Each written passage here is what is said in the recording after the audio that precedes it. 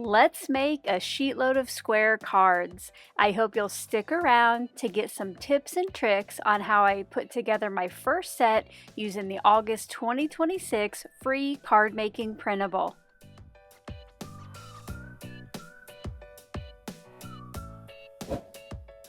Hello crafty friends, my name is Alicia, but you can call me Crafty Al. And welcome, or perhaps welcome back to my channel. I'm so glad that you're here today. Yesterday it was SheetLoad of Cards Day, which means I debuted the brand new free printable, and this one is for August of 2026. This was an extra special edition inspired by our very own Letty of Party Planner Papery, and the very first square card sketch that I've ever made into a sheetload of cards. If you don't yet have the printable, make sure to check out yesterday's debut video, which is linked in the description box below. Today, I'm going to go through step by step to show you how I made my first set, and I do have a few tips along the way for you. Also today, the SheetLoad creative team will be sharing their first sets along with our first guest artist of 2026, Ellen of EGI Designs. To see what everyone has created, you can use this month's playlist, which is linked toward the top of the description box below, and I'll have as an end card at the end of this video. It is an easy one-stop shop to see everyone's videos. If you would rather hop along with the channel list, I do have everybody linked down in the description box as well. As I always say, I know that they would love for you to stop by, see what they created, and leave them some love. I know one of my favorite things each month is getting that first look at what they each created to see how they made SheetLoad their own. If that is also one of your favorites, make sure to smash the like button on this video. As I get into the process, I will tell you about the products and tools that I'll be using, but as always, if I ever leave you with any questions, feel free to leave those down in that comment section below, and I'll get back to you just as soon as I can. Let's get crafty! I'm gonna get started today by cutting my 4 pieces of pattern paper per the cutting guide. You are going to want 8 squares that are 1 3/4 inches, but take note that if you want to make a 9th card, if you use 2 pairs of pattern papers that are the same, you can actually get an extra card. You'll just need to make sure to make yourself an extra card base and the other cardstocks.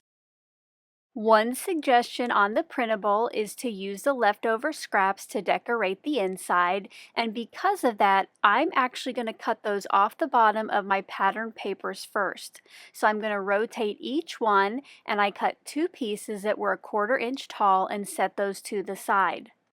Then I'll rotate that piece back to its original position and cut 3 columns that are 1 3/4 inches wide. There is some leftover pattern paper after cutting those columns, so like the printable suggests, I will be using it to decorate the inside. Let me know what you're going to do with your scraps down in that comment section below. I made those same cuts on the remaining 3 pieces of pattern paper, making sure to cut off the extra at the bottom first, and once all those cuts were made, I rotated those columns and cut them into 3 squares that were 1 3/4 inches wide. Now don't forget, you do not need to remember any of these dimensions or make notes because you can check out yesterday's debut video and download the free printable so you have it right in front of you. Next up for cutting is 2 sheets of coordinating colored cardstock for the CS1 pieces. I chose pumpkin cardstock from Tailored Expressions because I thought it went well with some of the oranges in the floral pattern paper. For these sheets, you want to end up with 8 pieces that are 3 7/8 inch square. The printable does say 3.875, but sometimes the fraction on this piece is easier. So I started by cutting 2 rows off the top of each piece of cardstock that were the 3 7/8 inches tall, and then I rotated those and cut them to the final size. Now there is some scrap left over at the bottom of each of these pieces, and you can use those on future cards or even to add more decoration to the card front or the inside. Finally, for cutting is 4 sheets of cardstock for CS2, which will end up being your card bases and the pieces for the focal points. I am using white cardstock for my CS2 just so when I stamp the sentiment later, it will be easy to read. The first thing I do is cut that piece to 8.5 inches tall, and then you're going to set that bottom piece to the side because that will end up being used later for your focal points. Now is a good time to remind you that sheet load is always a great jumping off point for you to make these cards your own. If you decide to go with a smaller or larger focal point, you might have to adjust or use different pieces for CS2. Once you've cut each of these pieces into squares, you're then going to cut it in half so the pieces are 4.25 inches wide by 8.5 inches tall. For my card today, I'm going with an all-occasion theme with a Hello Friend sentiment. Let me know what theme you'll use for your first set of SheetLoad of cards in that comment section below. At this point, you can fold those pieces in half by hand to get your square card base, but I'm going to go ahead and bring in my mini Scor-Buddy, put a score line at 4.25 just so it's nice and crisp. I know some of my crafty friends in the US might be a little leery to send square cards because you know that if it is a square envelope, it always costs extra. The good thing about this size is that it fits in a standard A2 envelope, which means unless it is too thick or too heavy, it will go for a first-class stamp. Let me know in the comment section below how often you make and send square cards, and if you also try to use rectangular envelopes. I myself make them pretty infrequently, but when I do, I definitely want them to fit in a standard envelope. Now that all of the pieces are cut, it is time to add the pattern papers to their CS1 mat. For this, you're going to mix and match 2 of each of the patterns. To place these pieces, I am going to use liquid glue so I have some wiggle time to get everything adjusted.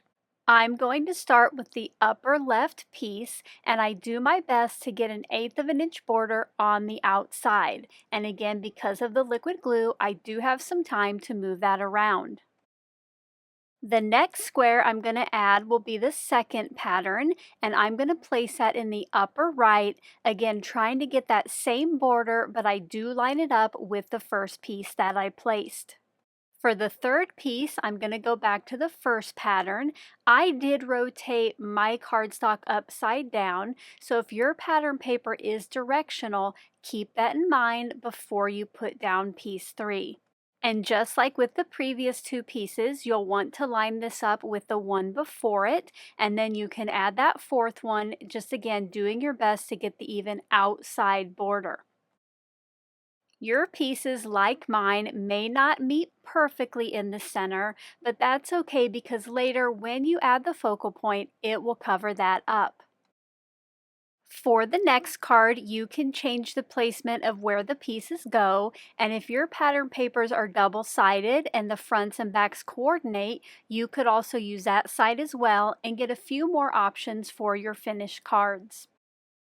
I do prefer the front sides of these pattern papers, so I did go ahead and stick with those for all of my cards. Another way you could use this printable is if you have a double-sided 12 by 12 pattern paper that you like the front and back, how they coordinate together, you could cut that down into 4 6-inch squares before getting started. You probably do want to make sure that the patterns are on the smaller side since these pieces are pretty little. And speaking of small pieces, this is going to be one of the SheetLoad of Cards editions that would be great for scraps of pattern paper, just because each of these pieces is so little. This is also another way, if you're not the biggest fan of square cards, you could give this SheetLoad a try with some leftovers you have from previous projects. And speaking of leftovers, like the printable points out, you are going to end up with 4 leftover squares of pattern paper that you can easily turn into a 9th card. I did not complete that extra in today's video because I actually put it together during the July 2026 Channel Member Live where we made a mystery card. If you are a die cut or paper trimmer level channel member and weren't able to join us live, I hope you'll check out the replay, which you can find on my live tab or scroll down on the membership tab. I give you all the instructions and share a look at the possible prizes you can enter to win. You do have until August 15th to play along. Once all of your pattern papers are matted, you can now place that onto the front of your card base. This will just be centered with a nice even border, and you could pop this piece up if you want to, but for now I'm going to keep these kind of flat. For the second card, I meant to put the yellow square in the upper left-hand corner, but I think when I turned my card base around to place that piece, I got a little turned around myself, so I ended up with the floral in the upper left, but no big deal. This was an easy fix, so later I have half with the floral in the upper left and half with the yellow in the upper half. I finished adding these to the card fronts, and then it was time to make my focal points. For this, I am using a stamp set from Tailored Expressions called Hello Friend. It has a sentiment in the circle with a nice border around the edge, and it's almost the exact size of the sketch. It is a little bit larger. This is the point where I'm going to bring back in those leftover CS2 scraps from previously, and I cut 9 total circles from those pieces. I am going to keep one of those, and I'm going to use that as a jig so that I know exactly where my sentiment will stamp later, where those circles need to go. Using this technique makes it super simple to set up the stamp once and then stamp as many focal points as you need. Let me know in the comment section below if you also do this technique when you're making multiple cards. I want to add a little bit of dimension to the sentiments, so I brought in some white cardstock scraps and a circle punch that is slightly smaller than my focal point. I ended up punching, I believe, 3 pieces for each of my circles, and most of these I did off camera, but I wanted to show you how I add dimension but keep it very economical using scraps that might otherwise go in the recycle bin. I layer up each of those circles together and then add it to the back of my sentiment. Those then get placed on the front center of the card bases, and once again I do use liquid glue so I have some wiggle time to get it centered and the sentiment straight across. I finished adding the focal points to the front of each card, and this would be a time where you could definitely add some extra bling, but I did call the front of these finished. One thing I did do to add a little extra decoration was bring in the leftover pattern paper scraps and add some of those to the inside. Here is a look at how I finished those, as well as some close-ups of all of the cards.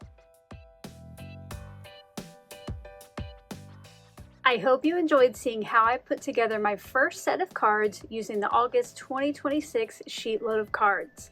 If you did, as always, a thumbs up is appreciated. Now don't forget to go visit the creative team members' videos to see what they have created. You can use the playlist linked in the description box below or the end card that will be up here in just a few seconds. Until my next video, I hope you're all having a crafty day. Bye-bye. Thank you so much for taking the time to watch all the way to the end of the video. I hope now you'll consider clicking on one of the videos or playlists I have linked above. And if you are interested in any of the products or tools I used in today's video, I do have some links in the description box below.